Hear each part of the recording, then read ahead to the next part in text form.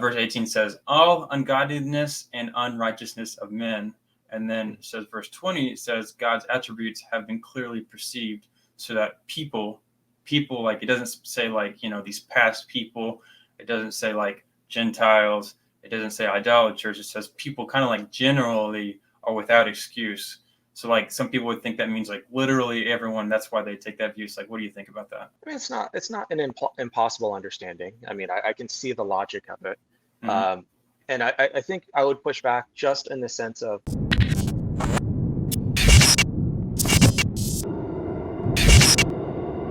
hello, everybody. This is What Your Pastor Didn't Tell You. I have a special guest on this channel today. His name is Nick Quient. He is a PhD candidate in New Testament. We're going to be talking about common verses used in the presuppositional apologetic method. Nick, you want to say hi and talk about anything about what you're doing, what your background is, all that? I mean, it's pretty boring. Thanks for the introduction. It's most of it spent in New Testament kind of theology sort of stuff.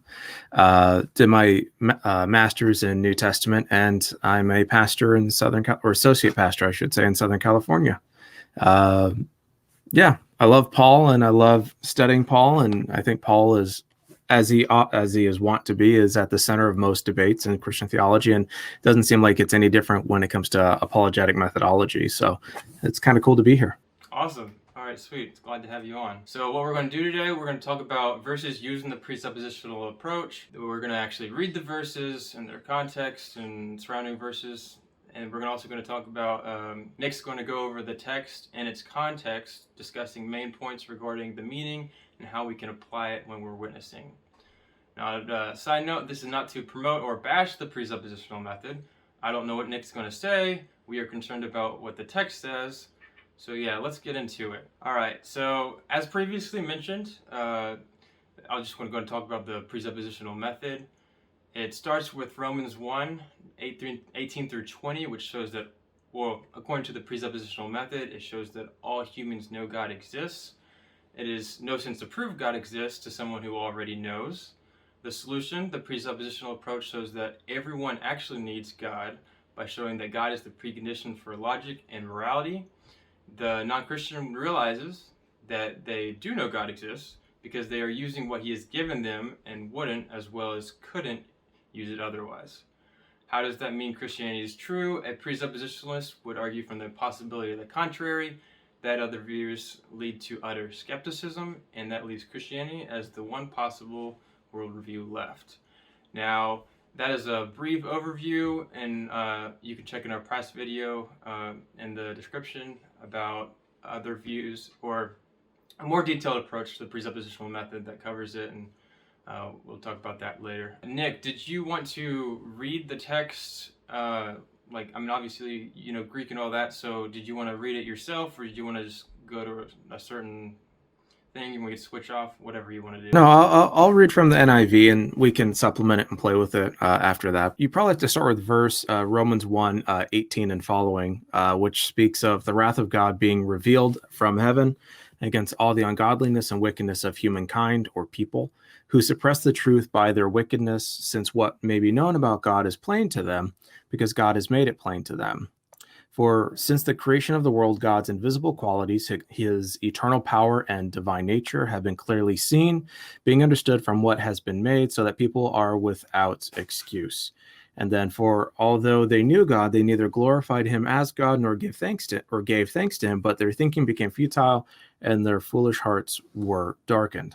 And of course, Paul goes on to talk about all these other things about God and glory and stuff. But one of the key issues in Romans 1, just in terms of kind of what we might call the background text or the background idea, is Paul speaking of people in the present, and those are kind of questions a lot of people kind of bring up. Is Paul talking about people in the past? So there's all these sorts of questions. It's kind of the who is doing what, and the as it relates to human agency and divine power and stuff like that. God has made it known to them. God has made it plain to them. God's attributes can be clearly seen or visualized and all those sorts of things. So one of the big questions we need to wrestle with is, who is Paul speaking of? Who's the them, right? And what I'm Well, I tend to think, and I mean, it's hard to come down with a very firm conclusion on this, but my sense is Paul is invoking the Genesis narrative. He's probably thinking of Genesis, you might say, maybe 6 through 9, the flood accounts. Of course, he doesn't mention the flood, but he does mention issues of, we might say, the decline of civilization or the decline of Eden. And so most scholars recognize kind of Adamic echoes in Romans 1 and Romans, of course, 5. Adam shows up, and Romans 7, I would argue, probably has Adamic echoes, how Adam functions in Paul's kind of scheme. But what you have in Romans 1 is what I think Paul is kind of recapitulating the Adamic story or the Adamic narrative. That is how Adam acted and what Adam kind of incurred. And so you have this idea of humankind being made in God's image, sharing dominion over the land and all the creatures. But then you have the invasion of sin into the cosmos through, deception, Adam and Eve in Genesis 3. And so what you have, I think, isn't we might say a philosophical treatise on metaphysics and the capacity to know things or incapacity to know things. What you rather have is Paul's kind of summarizing kind of arc of what happens when people don't live in communion with God or live in right relationship with God. And so instead of being about kind of these, what we like to talk about, logic, I don't see logic in the text. I see ethics that come up later in the text, but Paul seems more annoyed, or rather, Paul seems more keen on the idea that God has revealed God's self, and of course that's in creation through God's handiwork, and people are essentially taking the creation and worshiping creation rather than the creator, and they became futile in their thinking and their hearts were darkened, and they exchanged the glory of the immortal God for images resembling mortal or human beings, basically, and birds and animals and reptiles in verse 24, right? And so you have kind of this idea of what happens when civilizations or peoples or nations go wrong. And so that's why I think you can talk about, you can have the idea also of this is applied now, so Paul can look at the Roman Empire, he can look at the peoples of the nations and what we might call pagans, so to speak, at least in that sense. But what Paul seems to be really invoking is this past kind of narrative, and how this past narrative of Adam and sin kind of really is speaking to kind of the reality now. And that's, of course, you can go from Adam to Moses to Abraham, in Romans 1 through 5. You have that kind of nice historical kind of typological sequence. And so here is not the idea of people suppressing the truth because they have this right relationship with God and it went wrong, although I think that's partially true. I think the issue is we bring all this kind of metaphysical freight with us to the text, and that guides the questions we ask. And the whole issue of biblical interpretation is learning to ask the right questions that are evoked from the text, not the questions we kind of bring to the text. And so that's kind of an overview of how I would at least approach Romans 1, at least in the text that we talked about. I don't know if you have thoughts on it and you want to push back, or if you have questions or where you want to go, but that's kind of how I see it. I think it's just simply too much. I think it's importing too much theological freight into the text, where Paul seems to be speaking more, we might say, narratively versus we might think metaphysically. So who exactly is Paul referring to by people who suppress the truth? He's probably speaking of, we might say, pagans or people of the nations, the Roman Empire, people that are kind of in that sort of sphere. But he's also drawing off, we might say, the Adamic or the Noahide narrative, where people, or there might even be echoes of Sinai here with the golden calf, the creation of idols, and how idols will distort the human relationship with God, because, of course, as Paul is very keen to say, things cannot represent God. It's kind of the idea of idolatry in many sense. So I think that's kind of who Paul has in mind. I don't think surely Paul's not speaking of himself. He's not speaking of Junia or Andronicus or Phoebe or the other men and women mentioned in other parts of Romans. Paul seems to be very specifically focusing on Gentile nations that have gone wrong. And I think that's clear because it fits in with the narrative of the First Testament with, Genesis, say 1 through 11, Babel, that kind of whole narrative, and also issues of what happened at Sinai with the golden calf, or other issues of that as well. And so I think he's speaking essentially to idolaters, but he's essentially trying to argue, because he will go on in Romans 9 through 11 to talk about the mercy and the justice of God in dealing with people who are not in right relationship with him. And so he's kind of already laid the foundation of that. The whole point isn't the universality of sin, although sin is a universal thing. The issue is more along the lines of in what history, in Jewish history and conceptualizing of Jewish history, God is, or rather Paul is considered how God has acted in human history. And here it's, if we go back to Noah, God basically gave people over to what they wanted. And that results in all sorts of sin and destruction and vice. And then, of course, the law comes and Abraham is considered righteous and all of that. So I think Paul has kind of a narrative approach here that often gets overlooked, because it's easy to find a proposition. We just find a good proposition, or and that does it, and that's all we need. But it's like it's more difficult to think in terms of narrative and categories like that. So that's kind of what I'm thinking. Yeah. Okay. That's interesting. So what exactly in the text do you see that makes you think of like the golden calf idea, right before the flood, all that kind of stuff?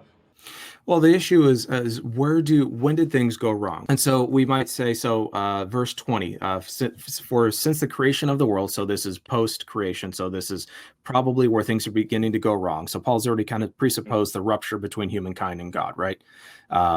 Because why else would you need the wrath of God to be revealed if we're all in right relationship with God?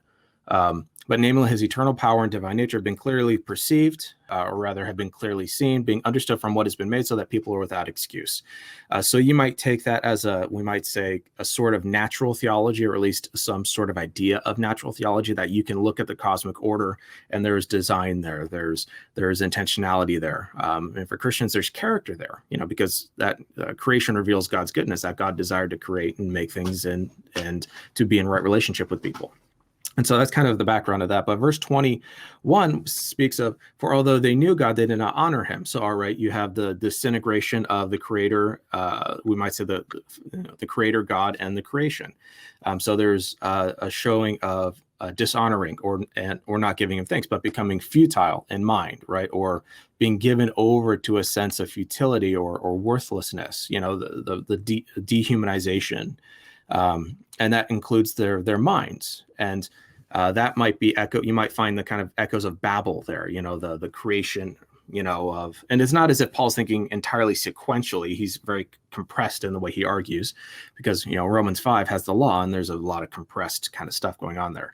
But then you have the darkening of the human heart, and claiming to be wise, they became fools. And you can find echoes of so-called wise people thinking they're smart in the First Testament, and at least in the Pentateuch, where they were foolish. And what they did was they exchanged the glory of, we might say, the immortal God for images. So that's already an interesting idea. Icon or icon, image of mortal or corruptible or perishable humankind. So there's already a distinction being drawn between the God who is immortal and humankind, which is not. And so there's already a rift in creation, which may tell us that human beings were not created to be perishable, or at least originally. So, and we kind of forfeited that in the garden. But then to make being and then birds and animals and creeping things and all that sort of stuff. And so you have kind of this idea of idols and imagery there, which that kind of speaks to me of the golden calf incident. At least the golden calf incident is the best representation of the creation of idols to represent God. The golden calf. And so those are kind of the echoes I see of the Adamic story, or at least the story from the Pentateuch that Moses tells us. And those are that's kind of the background, I think, to this text specifically. And Paul's kind of bringing that into the present. So that's why he can use past tense and present tense and kind of that sort of stuff and verbs. So he's kind of basically saying this story is here now. So it's not as if this was then and this is now. It's like, no, this reveals how humankind has always kind of acted, if that makes sense. That is actually not something I've ever heard before, so that's very cool. So specifically as far as like what we can draw out of the text, what in the text do we have to say that it's an innate knowledge, like intuition, possibly from birth, or is it made plain to them? Was it learned from what was made, or where's that come from? Well, you could argue, I mean, this is just an idea. What has been known about God is plain to them. I mean, there was no separation between God and humankind in the garden. It was plain because God showed it to them. God, I mean, what's the comment in Genesis? God walked with them. God was present with them. God came down to them, and all that sort of stuff. So you might have that element there. And here, what I kind of get the sense is being made plain is probably the idea that creation is part of the revelation of God. That is, creation is designed to make you, instead of worshiping it, to think bigger, to think better and bigger questions about where this all comes from.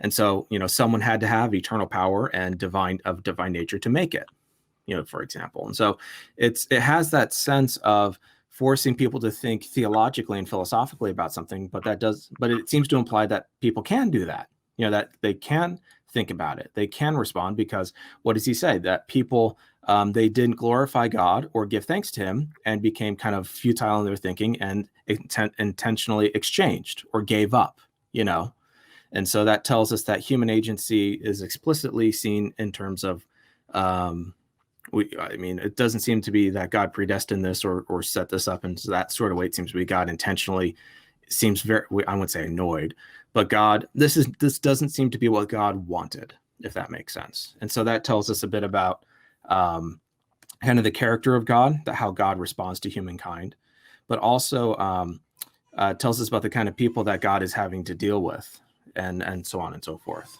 Not to repeat myself, but the knowledge of God, is it something from birth, or does the text even refer to that? I think what's interesting is if we read the text carefully, what seems to be straight up said is people knew and then rejected. And whatever that tells us about metaphysics or propositional truth or whatever, people had the freedom to basically, or God gave us, we might say, the freedom to reject or respond to God. And what we did instead of living in right relationship, as we see in the garden, is Adam and Eve basically forsook everything.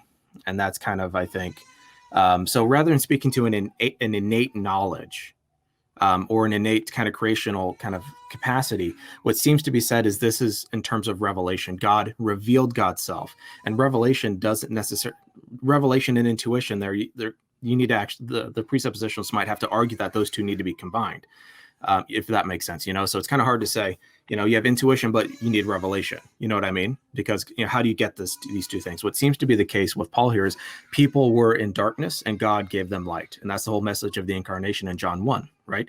The light came into the world, but the darkness could not suppress it or push it out or contain it, so to speak.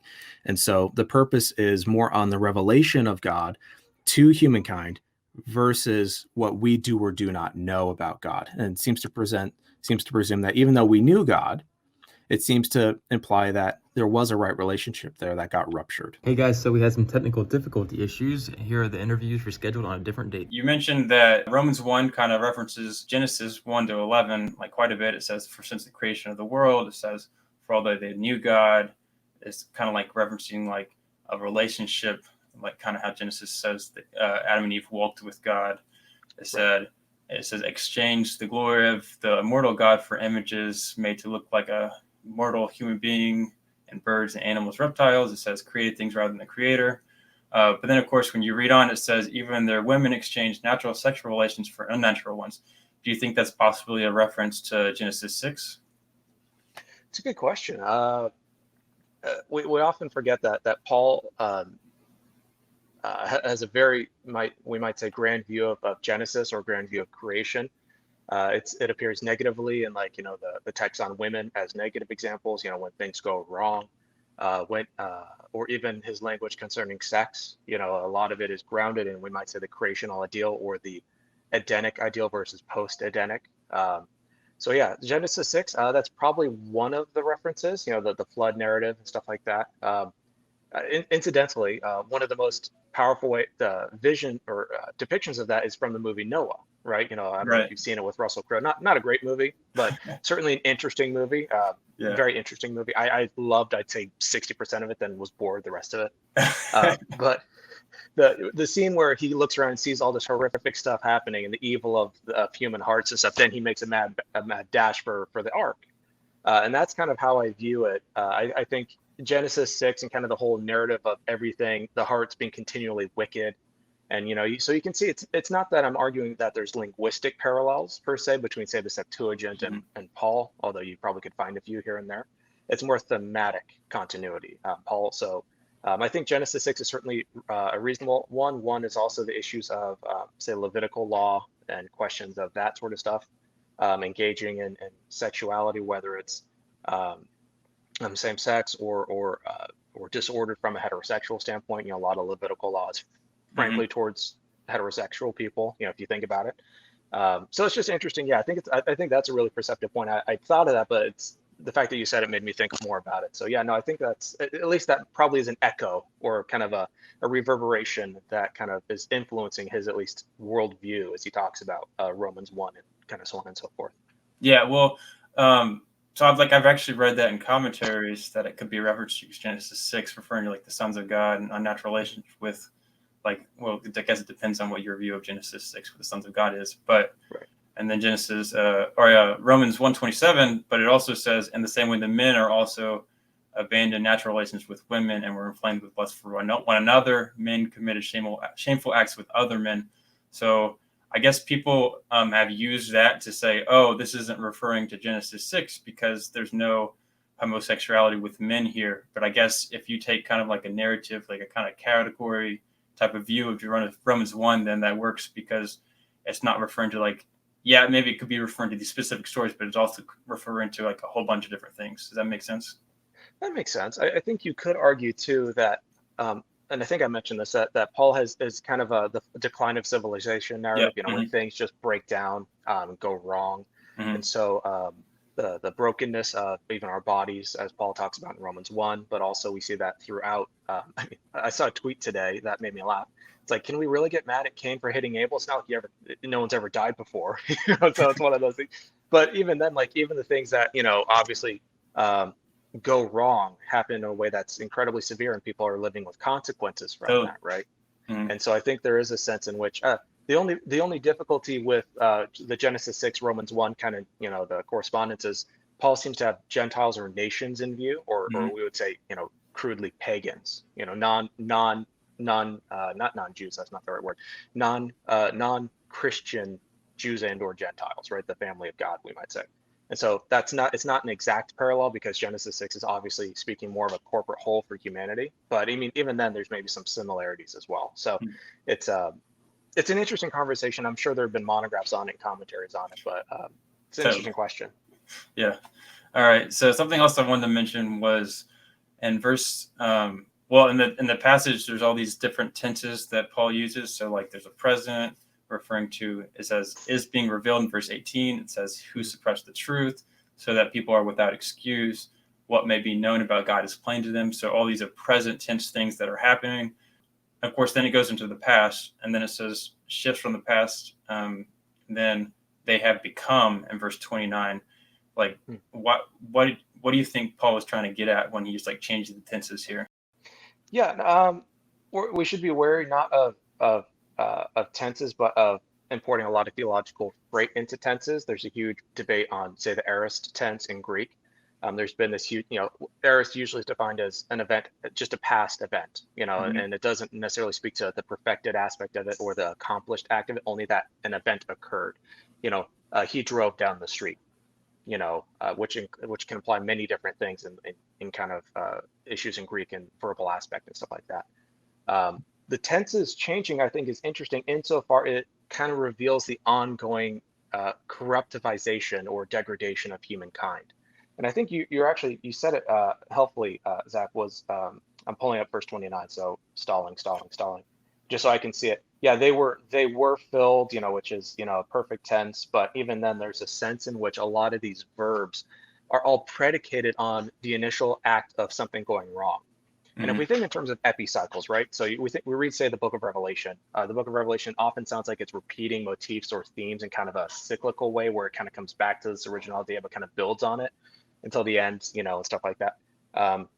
Here, you have what we might call a foretaste of what Paul talks about in Romans 5, sin entering into the cosmic order and kind of wreaking havoc. And that gets picked up succinctly in Romans 7, which I would argue is a reference to Adam, the person in Adam, or the Adamic person. But we see a lot here of Paul's kind of preempting or kind of setting up this sort of argument to kind of where he continually kind of references or goes back to it. He's continually building on this sort of theme. And what I love about what you pointed out is they were filled, or they did this, or they suppressed the truth, or these sorts of things. It seems to suggest intentionality and agency on the part of people acting in response, either positively or negatively, to God or to God's work in creation. And so it's far from it being about kind of the mindset that governs apologetic debates per se. It's far more emphasizing that humankind has fully participated in this, we might say, sin world, this reality of sin or Adam. And it kind of pushes us away. It forces us to ask just different questions, because if we come to it, like asking what presuppositionalists are asking, you're not getting the full sense of what Paul's actually arguing. You're focusing on a very narrow kind of piece. That's not irrelevant, but it's certainly a piece of what Paul's arguing, but it's not the main thrust of what he's arguing, if that makes sense. So it's kind of missing the forest for the trees, so to speak, in that sort of argumentation. That's understandable, yeah. Yeah. So just to harp on like specifically who's being talked about, because this is something that just like we have to be completely clear about. Not that you haven't been, but just just to be completely clear. No, for sure, yeah. So you mentioned like this kind of referring to Gentile nations that have gone wrong. The whole thing is about idolatry, like what these people who suppress the truth they do. They worship the created rather than the creator. It says versus for some people that think that like it's referring to everybody who suppresses everyone like that isn't saved or isn't Christian. Some would say like it's verse 18 says all ungodliness and unrighteousness of men, and then it says verse 20 it says God's attributes have been clearly perceived, so that people like it doesn't say like these past people, it doesn't say like Gentiles, it doesn't say idolaters, it says people kind of like generally are without excuse. So like some people would think that means like literally everyone. That's why they take that view. It's like, what do you think about that? I mean, it's not an impossible understanding. I mean, I can see the logic of it.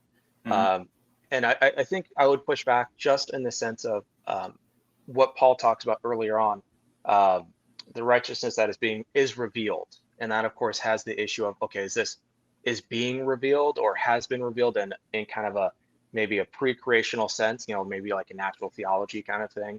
Or is it revealed in the sense of incarnation, right? Think about Romans 1, right? The very beginning, Christ is exalted and resurrected as Son of God in power. And so it kind of just brings up a whole host of kind of different questions insofar as we're asking, is this applying to literally every single individual who's ever lived? Or is Paul speaking kind of universally in the present, kind of as he is penning it? Is he thinking about would he include himself in this? So how hard do we press the universality of it? I think what you can press universally is the universal impact of sin. And that's, of course, what is talked about in Romans 5, Romans 3, Romans 7, and kind of on and on and on. But to universalize it kind of seems to kind of push against the argument I think Paul is making, even if I think you can make a reason kind of inference out of it, if that makes sense. So it's not as if the text is being twisted or they're lying or anything like that, but it seems to be over-interpreting the point Paul is trying to make, when his point seems to be much more on the universality of sin versus kind of and so for example, you'll have people argue that when it comes to the all passages, right? The justification of life for all people, he desires to have mercy on all. The usual retort, unless you're a Universalist or say you're a Wesleyan like me, usual retort from most Calvinists or presuppositionalists, I'm not saying the two are identical, but they tend to fall in the same camp. So just generally speaking, that turns into all types of people, or all kinds of people, or Jews and Gentiles. Consider verse 6, which says that Jesus gave himself as a ransom for all. But Matthew 20:28 says Jesus gave his life as a ransom for many, not every single person. So again, this means all kinds. Yep. And so you can see kind of there's a willingness to be universal in some sense here, but not a willingness to be universal in another sense. And I think the issue is what I would like to see is, and I'm not accusing them of incoherence, I'm suggesting that there needs to be more consistency drawn between these 2 points. And that's just kind of an example I would give. And there's more that could be said, but I think Paul's broader point is the righteous will live by faith. So obviously this isn't every single person, especially, the language of will live. And so there's a future or middle passive there, but also or middle tense, suggesting that this is something that is the human person does in response to God, in response to the righteousness of God that has been revealed or is revealed. And so there is this sense in which you have to ask how much human agency is involved in this, and how do human persons respond to the revelation of God? And that's where I think Paul goes by denying what God, basically by denying what God has done, maybe the character of God, the God who raised Jesus from the dead and so on and so forth.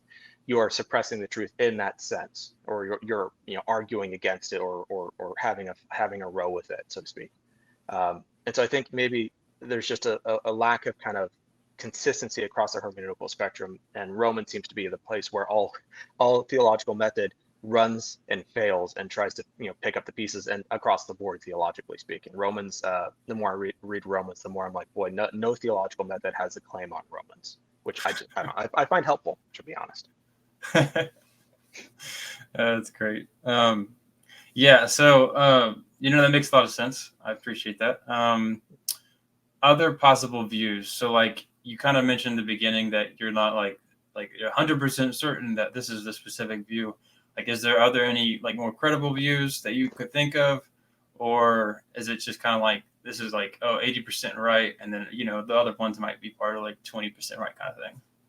The second one. I mean, it's one of those things where I'm confident I'm right, but there's always pieces that'll if you're seeking to be honest with the text and seeking to always learn and read, you're always going to find something that either challenges your view, which means you have to correct a little bit or tweak it a little bit, or if you're just straight up wrong like I've been, you just chuck it and take the whole new system. It's more a matter of how much certitude you place in your system and how much explanatory power does it actually have. So for example, if we read this a little bit in Romans 1, from a presuppositional standpoint, that makes sense of this specific passage insofar as we adopt certain theological presuppositions, a form of predeterminism or compatibilism, as it relates to human freedom. A certain view of God's relationship with the world. Does God love everyone? How does this work? And so there's those sorts of questions that kind of arise from that. And the presuppositionalist and or the Calvinist has to kind of account for those before presuppositionalism can be used as an interpretive method, so to speak. And they can do that. I'm not saying it can't be done or it shouldn't be done or anything, but it requires a lot more legwork than I've seen kind of done here. That makes sense. Yeah, for sure. Yeah. All right, let's move on. So I want to talk about Romans. While we're in Romans 8:38-39. A verse often used to say that Paul seems 100% certain that nothing can separate us from the love of God. God can give us certainty, kind of thing. 100% certainty, can't be wrong, kind of certainty. I wanted to get your thoughts on that. So you want to read it, or you want me to? I'll read it. Yeah, I'll read from the NIV. Good. And this is his great treatise, just to give a little context on the resurrection or emancipation of our bodies from sin and death and stuff like that, and just a few passages before. And it's a long discourse on the benefit of being in Christ. Of course, Romans 8:1 is there's now therefore no condemnation for those who are in Christ Jesus.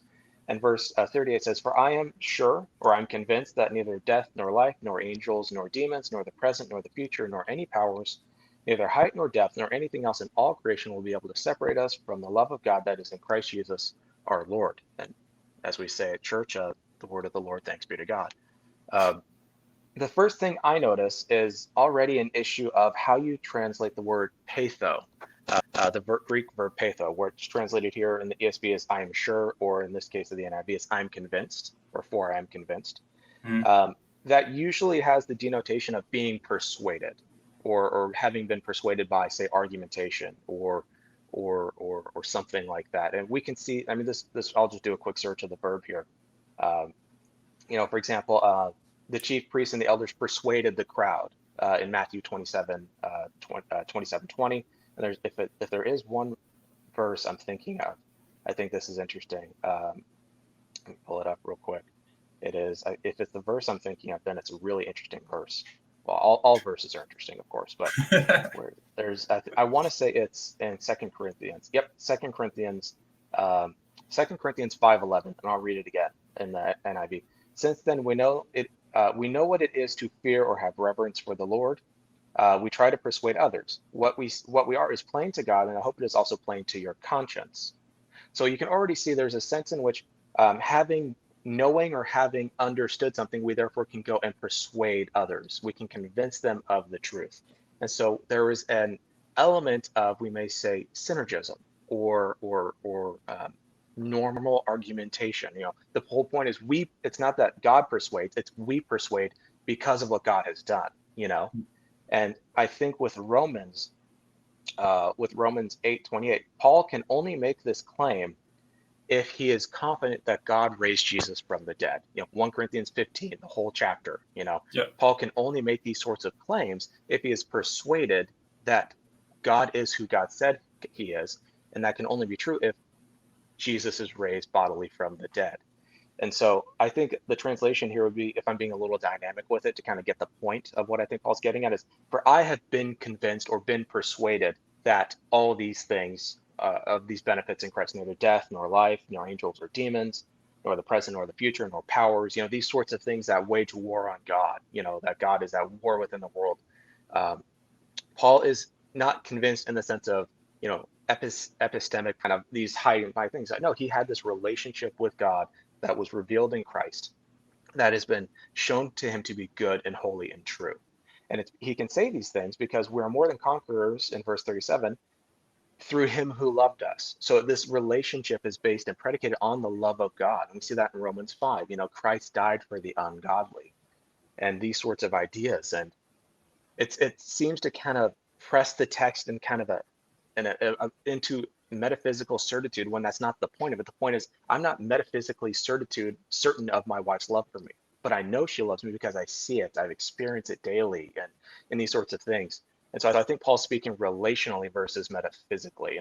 And I think here it's much more about relationality and being persuaded through demonstration of key facts and key added that God is love, and in Christ there is no condemnation. And that can be demonstrated at the cross, that God did not condemn Jesus to death, but raised him from the dead. Nice. That was wonderful. But I think that's powerful for our apologetics, right? Or our missional engagement in the world or whatever, because the entire point is we can see and we bear witness, we testify. Paul speaks of, this testifying, or we bear witness to what God has done for us in Christ. And therefore we can go and take that to others. And what is that? That's the message of reconciliation in 2 Corinthians 5. God was in Christ reconciling the world to himself, and we are ambassadors for Christ. And we plead to, for the sake of Christ, reconcile yourselves with God. There's intentionality. God has wiped the slate clean, come back into the family. And that's kind of the issue. And that's why I think it preaches really well, because you can actually say Christ has achieved this reconciliation for all people everywhere, and you are invited to participate in this. And I don't think the reason people say no is because, well, Adam is much more interesting than Christ. Yeah. So to speak. Well, be coy about something it. Something I noticed was that, like, it just in these two verses, like, these are topics that, like, are often, like, talked about with apologetics wise, but something you talked about with Romans 1 is that it's just like people like completely miss the message here a lot of times when they're focused on these other things, when there's like deep theology rooted in each of these verses. Say that everything which begins to exist must have a cause. The universe began to exist, therefore it must have a cause. It must be an uncaused cause, and that uncaused cause is God. We use all these books and have all these arguments to try and reason to God. We have arguments that conclude God. God is not a God that we can reason to. He's the God that we can't reason without. Paul in Colossians 2 says, in Christ are hidden all the treasures of wisdom and knowledge. Why do you think Paul told us that? He tells us in the very next verse. I tell you this so no one may deceive you by fine-sounding arguments. What do we have? Fine-sounding arguments. This is Paul's warning to Timothy. Guard what has been entrusted to your care. Turn away from godless chatter and the opposing ideas of what is falsely called knowledge. What is false knowledge? See to it that no one takes you captive through hollow and deceptive philosophy, which depends on human tradition and the basic principles of this world, rather than on Christ. All right, so let's go to Colossians 2:3-8. And this one's a super fun one because it's one of those ones people like to use to say that philosophy is bad. So let's get into that. All right. Oh yes, this one. Yeah, I remember seeing this one come up. I get yeah, this one's interesting because I get the logic of what's saying. I just don't think it's being properly interpreted or extracted. Mm-hmm. But yeah, by all means. All right. So yeah, this one's super common as far as presuppositional apologetics goes. It starts off by saying Colossians 2:4 says, "I say this in order that no one may delude you with plausible arguments." Okay, so what is he saying so that people won't be convinced of these arguments? He's saying, "In whom Jesus are hidden all the treasures of wisdom and knowledge." And if you're a presuppositionalist, that sounds a lot like the transcendental argument for God that says, God is the precondition for knowledge, intelligibility, all that kind of stuff. And then, of course, presuppositional is kind of against the argument for traditional apologetics kind of thing, where you're trying to prove God with evidence or whatever. So it seems like Paul the author of Colossians. Is that right? I think he is. There's debate about it, but I think Paul wrote Colossians. Yeah. Okay, so Paul's just trying to say, hey, don't do these arguments because you have this. Jesus is needed for wisdom and knowledge. And then, of course, later it says, "See to it that no one takes you captive by philosophy and empty deceit according to human tradition." Oh, what is human tradition? Trying to prove God. So what do you think of these passages? Yeah, I can see, like I said, the logic. I think with Colossians, you have kind of a debate over who's Paul arguing with, right? Who's his interlocutors? And the consensus seems to be either some sort of syncretism, some sort of syncretistic, religions kind of being mingled together, or some sort of proto or pre-Gnostic kind of tradition. In any sense, what you have here, of course, is an ideology based on other things, and we can actually go to the end of the passage. Language about do not handle, do not taste, do not touch, and talking about these regulations and self-imposed worship at the end of the chapter, verse 23, false humility, and what is also interesting, their severity or harsh treatment, abuse of the body. So there's this sense in which the interlocutor has a very dim view of the human body. And that's, of course, if we read Romans 8, Paul has a very strong view of the human body insofar as you're not getting a new one in heaven. You're not going to be cast for the ghost. We look forward to the resurrection, or rather the liberation of our bodies, not being liberated from our bodies, So there's not this kind of Gnostic kind of idea here. But that's kind of what Paul's arguing, the people he's arguing with. And so when we get to here, with the mystery of God, namely Christ, or who is Christ. And so Christ is the embodiment of the mystery of God made flesh. And that's the big Christological claim in verse 9. For in Christ all the fullness of deity or divinity, deity dwells bodily or in bodily form. And so the mystery of God is incarnate. The mystery of God is in fleshed for us. And so we can kind of, again, going what Paul said, we can test and see that Christ is here, that Christ was with us, that Christ was present. And so verse 4 says, "I say this in order that no one may delude you with plausible arguments." And the question is, well, and of course, you should put air quotes around those, plausible arguments. Yeah. Because that's kind of sarcasm or Paul being sassy. But what I think he's getting at is, what are these arguments? Are these just arguments in general? Are these just fine-sounding arguments in general? Or is it more about having a negative view of the human body, a negative view of the self, kind of a rival philosophy that seems to promote forms of asceticism, or asceticism in an abusive sense, not an asceticism as a spiritual practice. There are differences to be said there. Mistreatment of the body or severity of the body, and stuff like that. And so it's like, okay, is he talking about arguments in relation to those sorts of practices or ideas?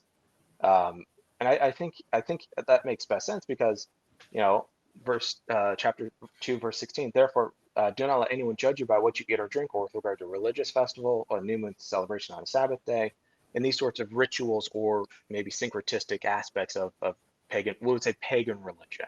And pagan, I'm not speaking negatively, it's a common kind of phrase, non-Christian religion. And so Paul is essentially arguing that Christ is, of course, the embodiment of God incarnate. Christ is the lens by which we view everything. And don't be persuaded that Christ isn't at the center of all reality, the center of all that we do. Now, of course, that doesn't get you to presuppositionalism, because every Christian affirms that Jesus is Lord, then Jesus is Lord over everything. And then you get to the language of not being taken captive through hollow or deceptive philosophy. So already I'm kind of chuckling, because if Paul wanted to be a good presuppositionalist, he would say just philosophy, not deception and hollow, right? So he's qualifying the type of philosophy. It's not that all philosophy, but he's qualifying what kind of philosophy, which is dependent or in accordance with human tradition and the elemental spiritual forces of this world rather than on Christ. And so you even have the language of the worship of angels, or worshiping with angels, in Colossians. And so there's all these kind of principalities, powers, supernatural, evil, mysterious forces that are going on in these sort of assemblies. And so he's going basically, not this, the problem isn't philosophy, because Paul is using a lot of philosophical rhetoric, especially in Philippians. But what he does say is hollow and deceptive or misleading. So philosophy is not by nature that. And so, or at least, good philosophy is about asking questions and learning and seeking after truth. I mean, it's like logic. It's just what it is. But philosophy can be used in a hollow or deceptive sense. And I think it just goes too far to have Paul saying basically what the presuppositionalist is saying about philosophy or often logic. Oh, you're a philosopher, I just read the Bible, which is incredibly philosophical, because that implies a whole lot of things about a whole lot of things. I don't know if that helps, but that's just kind of what I see going on in the passage. Yeah, no, perfect. I like it. All right, Romans 11:36 says, "For from him and through him and to him are all things. To him be glory forever. Amen." And we get that language again, that everything is from God, and which kind of supports the idea that God is the precondition for not only knowledge and truth and rationality and all that, but everything. Yeah, and this is one of those where I tilted my head a little bit when I read it, because I was like, I'm not sure how. I get the argument being used, obviously, but it's one of those where I'm like, I suppose you could make that argument, but what I see here is, and this is the problem with a lot of theology and philosophy and stuff, and again, I'm not saying all philosophy or theology, but just there is a sense of being kind of unmoored from the text, and kind of being separated from the text a little bit. And what we see in Romans 11 is Paul's kind of capstone argument in response to the reason why Israel is unfaithful, or rather why Israel is not accepting Jesus as their Messiah. And so the question hinges on, is God good? Because if God is basically the logic of Romans 9-11 in a nutshell, very cursory, is Israel is not accepting Jesus as Messiah. Israel is God's people. So either it begs the question, is God good? Because is God kind of leaving Israel off, or cutting Israel off in order just to go after the Gentiles and let the Jews kind of go off on their own into Gehenna or hell or just apostasy or whatever? Or is it on, like, what is the reason why Israel isn't doing it? So basically Paul goes, well, there's always been a faithful remnant of Israel. Jacob have I loved, but Esau have I, it's favor and favoring language. I preferred this person over that one, or I chose this person over that. But we have to ask what the purpose of all of this was, and it demonstrates that God has been faithful to Israel, and not to the exclusion of Gentiles, but in order that the nations might be blessed, that the Gentiles and the pagans who were previously estranged from God are brought back into the family of faith. And Romans 11:32 and following here is basically his jumping up and down, screaming, this is the point I'm making, when he says, for God has imprisoned all persons in disobedience, so that he may be merciful upon all. The entire point of all of this is God is treating every single person, Jew and Gentile, in the same manner, albeit with certain standards. Some had the law, some didn't. But the whole point of this entire exercise is that all would eventually be brought in and shown mercy. The chief object of God's work through all of this has been to demonstrate God's mercy. And we see that in Romans 3, where God presents Christ as the hilasterion, the mercy seat, by passing over the sins committed in the past. Basically, God is incredibly patient, and that is a demonstration of his mercy. and kind of so on and so forth. But I think to get all presuppositionalists here, it seems to be more missing the doxology of what Paul's doing. This is a message about worship. It's poetry. It's exalting the goodness and character of God, who is incredibly merciful and generous to people, especially faithless people who have cut themselves off from him. But yet, all somehow in mysterious ways, all Israel will be saved, and the full number of Gentiles will come in, and God's plan of salvation will be shown manifest, because at the end of the day, God is a good God. God is a God worthy of worship. And so it seems to me it kind of just goes really far to kind of argue about apologetic method in this verse from any perspective, because the entire point is Paul is offering an extended argument about the faithfulness of God, not about, the transcendental argument or these sorts of things, if that makes sense. That's good. It's a much bigger question, maybe, is a way of trying to get at than that. Oh, yeah. Seems like a lot of these are about that. Much bigger way. All right. Hebrews 11:3 says, "The Son is the radiance of God's glory and the exact representation of his being, sustaining all things by his powerful word. After he had provided justifications or purification for sins, he sat down at the right hand for the majesty in heaven." And of course, the reason uses God is the reason why we have the laws of nature, logic, and something that also additionally often used for the transcendental argument is to say that under like an atheistic worldview, like we wouldn't expect things to stay the same. We wouldn't expect the past to be like the present. So what we see here, Hebrews 11:3 says, he's sustaining all things by his powerful word. Like he's keeping it all together for us. Yeah, I'm looking at it right now. They translate in Greek, so I'm looking. In Hebrews is very difficult Greek. It's woo Greek, so it's woo Greek. That's a good word for it. But so you have the verb tapanta and the word of power, or the word of his power. Hebrews doesn't have a lot of being verbs, and it's sort of kind of having to supply verbs in order for the sentence to make sense, because you're just like, but here he is sustaining or upholding, so it's just a normal participle. He is together.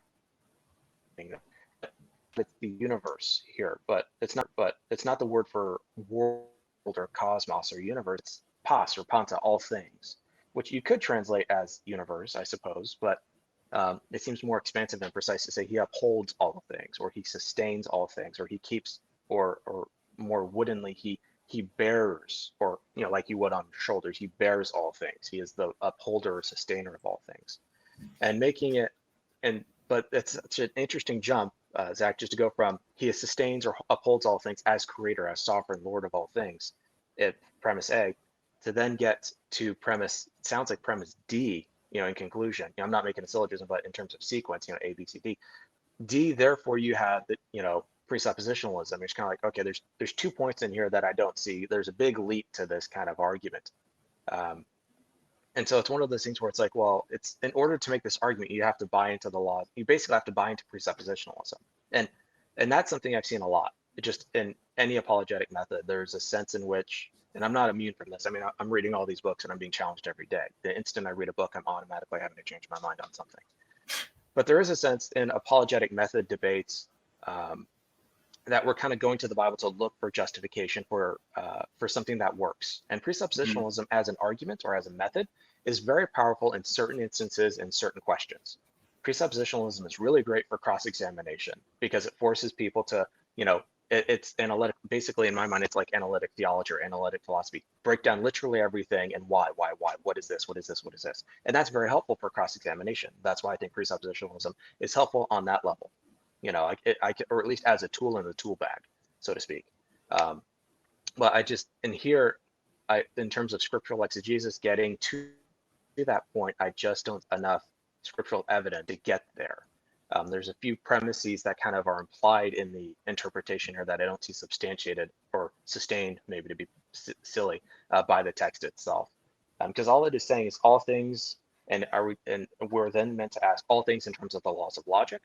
It's like did Paul, or did the author of Hebrews, not Paul, did the author of Hebrews actually mean the laws of logic, the laws of reason, or is he thinking creationally, the creator of all things, And if we kind of bring Paul into the discussion, Colossians 1 is very clear on that. He is before all things as creator, and the same with, the Gospel of John. So it seems more that he's talking about the creation of of of matter, of things, not of abstract things like the laws of logic. Although, like I said, it's not unreasonable to extrapolate that, but it does have to be extrapolated. It's not immediately obvious to me. That's what the author of Hebrews is attempting to kind of argue. Mm-hmm. Yeah. So not terribly clear exactly like what specifically is being sustained, I guess. But in regards to that, so would you say something like sustaining? Like when I think of the word sustain, I think of like how someone would sustain like take care of a house, or maybe like take care of people, like provide food. Is that kind of along the lines, or what are you thinking there? Yeah, I mean, you could argue that upholds or sustains. Conserve is one, to kind of, you might think sustain, like here's an example, and you can't press this too far, but as a mother sustains a baby in the womb, the whole point isn't about the abstract reality of the child. The whole point is the creation of the child and the formation of the child, and bringing that child to bear. So I think that's probably a more helpful image, because it kind of gets us away from the abstraction of all these other, implicit things, and kind of focuses on the materiality of what tapanta or the, the universe or all things is kind of referring to. I think it's creation itself and not the abstract. Although, again, that gets into William Lane Craig and abstract objects. And as a New Testament guy, I just kind of go, yeah, I'm done. Good for you. I can't even, I'm not even going to attempt to learn about this. I can barely keep up with Greek stuff as much as I try to. Nice. I feel the same way. All right. So we have, so like that was the main things. And then we have like 4 or 5 verses kind of like people use to say that you can have epistemic certainty. You want to get into those? I mean, we could. I just looking at them, 1 John 5, Luke 1, the prologue of Luke, John 17, Luke again, and Acts. Just kind of, broadly speaking, a lot of it is centered on know or knowing for certain. Again, the argument seems to be, just kind of generally speaking, a lot of these passages, speaking like Paul said, about persuasion or confidence. Having confidence or even certainty is fine, but what do they mean by certainty? The certainty is based on revelation. It's based on historical realities. It's based on prior understanding of who Jesus is, or what Jesus did, or what someone saw, or what someone authored. And it again seems to go really far in the other direction to kind of build on that. Basically, an idea might be, okay, my son's name is Nolan. You've never met Nolan in the flesh. But I can show you photos of Nolan. I can show you his birth certificate, but you've never seen Nolan in the flesh. And it kind of brings up all these questions of, what kind of confidence level would you need in order to believe I have a son named Nolan? You know what I mean? Mm-hmm. And it's like, I've never seen Nolan in the flesh, but I see photos of him and they all look the same, and I can go back and so you have all this kind of data material to kind of look at. And it's like, at what point do we talk about certainty? At what point do we talk about epistemic certainty? And what seems to be the case with a lot of these texts is that you may know with great or strong confidence, you may know beyond the shadow of a doubt that Jesus is who he said he was, or that God raised him from the dead. It's not meant to be, there we go. That's what I was getting. It's not meant to be propositional certainty. And that's kind of where we, as philosophers, I kind of see the proposition is certain, meaning it is not only valid, it is a brute fact, it is all these different things. And you can tell I'm already on thin ice because I'm not a philosopher, but you can kind of get the idea I'm trying to get at. It kind of takes the relationality of the event and the testimony of the event for propositionalism. And I think scripture has propositions in them. Paul asserts them. God raised Jesus from the dead on the 3rd day. That is a proposition. That's as true as it gets. But all these things about testimony material are predicated more on the truthfulness of the event versus what the person thinks about them. So it's like you can be certain that what I'm telling you is true, but that's predicated on me telling you in a relational corresponding way. So again, I think it's more just a matter of overinterpretation of the data from a standpoint that ironically is presupposed. And as an extrapolation, it may be valid. Like, I'm not saying that it's all bunk or all stupid or anything like that, but I am saying There needs to be more work done, and it's not fair just to kind of presuppose your view without arguing for it and deriving it from the text. And so, and that applies to anyone doing any sort of exegetical work.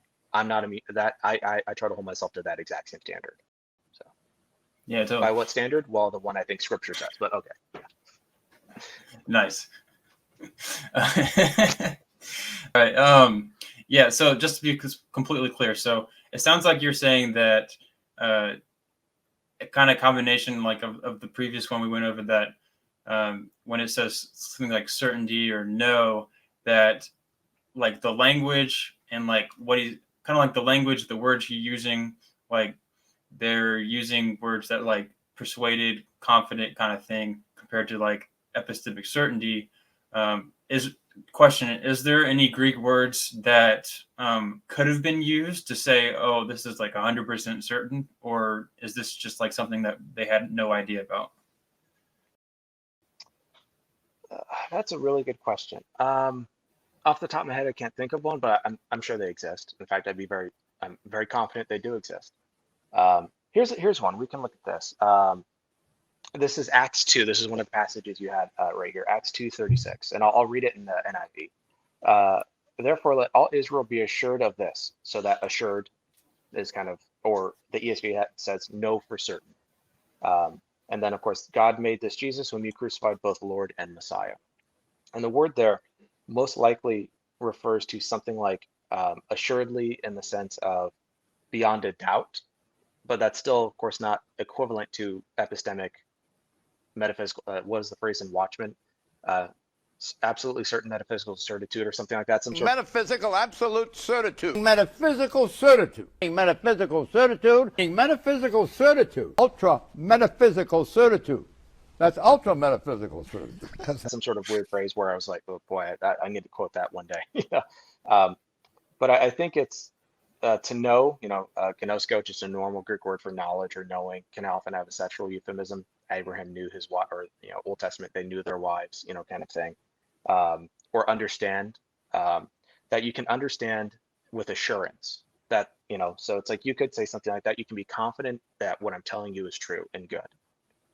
Not epistemic certainty. But again, my goal isn't to say you can't be epistemically certain about anything. I'm sure I'm not saying that at all. I am saying there's a difference between having assurance that an event is true versus having 100% guaranteed certainty about the event itself. Because if everything is, what's more probable, what's more likely to have happened, then God raised Jesus from the dead is very probable based on the New Testament evidence and the New Testament data. So it's one of those things where I'm for being confident and for being assured of all these sorts of things. I'm not saying we have anything to fear. I'm not making those claims at all. But I just don't think presuppositionalism sets itself up as being any better, because if you think about it, just as a pastor, I was a pastor for almost 4 years. You tell someone that something is that way, and if they find one thing that isn't that way, the whole thing comes tumbling down like a house of cards. And if you're involved in theological education like you are, teaching and gifting people, and you have to be careful with what you say, but you never sugarcoat. You never go, we know 100% that Paul wrote Colossians. We're 75% certain that he wrote Colossians, and here are the good reasons why. It's just people don't, and that's the thing at the end of the day, that's why the church has all these problems, image control and all that, is because people don't like the fact they've been sold a bill of goods that is false, or they don't like being sold a car that has no engine inside. And I think presuppositionalism pastorally can potentially run into that problem. Not saying it has to, not that it's required, but just from an outside perspective as a New Testament guy, I think assurance and confidence are good and holy and true, but we need to be careful of not overstepping or overselling what we believe to be true. The truth should stand on its own. Yeah, and just to be clear, like you can take these verses to mean exactly what you're saying they are, Nick, as in like, confidence, but there are also some presuppositionalists that would also say we can have certainty because of other things. There's a whole different, but this is a different conversation from like the topic today. No, absolutely, cool. Yeah. And I'm not claiming I'm the expert or I'm the final word on the subject at all. It's just my opinion and what I think. But yeah, no, I get that's helpful. Yeah. Yeah, and also that when I say this is the view of presuppositional, like something I've learned from like talking to people in the community is that there are literally so many different variations, and like, you know, you have one group that says, oh, this is definitely the one, and then this one definitely what we should be doing, and it's just like, all right, there's literally so much variation, like it's craziness. And then of course you have like, oh, you got straw man. I did a Q&A with my patrons, and one of them was, what are the differences in Arminianism? And you know, I'm kind of a Wesleyan on that, but I was like, okay, well, Reformed Arminians tend to believe these things, but there's variations of them. There's gradations, there's nuances. Wesleyans, one of the jokes was, you know, the difference between the two is how much Holy Spirit, because Wesleyans kind of gave birth to Pentecostalism, the Assemblies of God, Charismatics. And it's not to say Reformed Arminians aren't charismatic or aren't, you know, Trinitarian. That's a distinctive. That's more kind of culturally, theologically derived. But it's like, just as within Arminian, the Arminian camp, whatever that means, there are gradations of views from shared perspectives, even if there are different new ways of working out these sorts of questions. You know, prevenient grace, entire sanctification, women in ministry. There are gradations involved, even amongst people that agree on these topics. So presuppositionalism, as far as I can tell, is no different, and thank God for it, because that makes conversation so much more interesting. Yeah, that's truth to that. That's definitely truth to that. All right, Nick, I appreciate you coming on my channel and talking about these things. I think it's going to help a lot of people. You want to plug your channel? And I know I'm enjoying the series you have going on, talking about James White, one of his older books. But you want to plug your channel for us? Yeah, so it's the New Testament Theologist, or I think it's just New Testament Theologist. If you put it in YouTube, it'll ask you if you mean New Testament theology. You have to say, no, I mean New Testament Theologist. I found that out the hard way. Had I known, I would have chosen a different name. But yeah, started a Patreon, got a bunch of patrons, just did almost a 90-minute Q&A on all the questions they asked, everything from, like I said, types of Arminianism, hell. If you're really wanting some nerdy stuff, I did a 30-minute answer to a question about a preposition in Greek in the book of Revelation, which was fun. I loved every minute of it. So yeah, that's, if they want to find me, they can find all my stuff there. My Twitter is linked there as well if people want to follow me on Twitter. But yeah, just New Testament Theologist, Nick Quient probably it'll get you there. But yeah, that's where I am, and I'm loving, and thank you for watching that series. It's exhausting and so much fun. I never know who's watching it, so it's always fun just to be like, I'm reading this book and telling people what I think about it and how much I think it is unsatisfying or helpful, and it's just interesting to see what people say about stuff. So yeah, thank you for watching that. For sure, it's my pleasure. All right, thanks, Nick. Hope you have a great night, and hopefully we can do this again. Absolutely, thank you.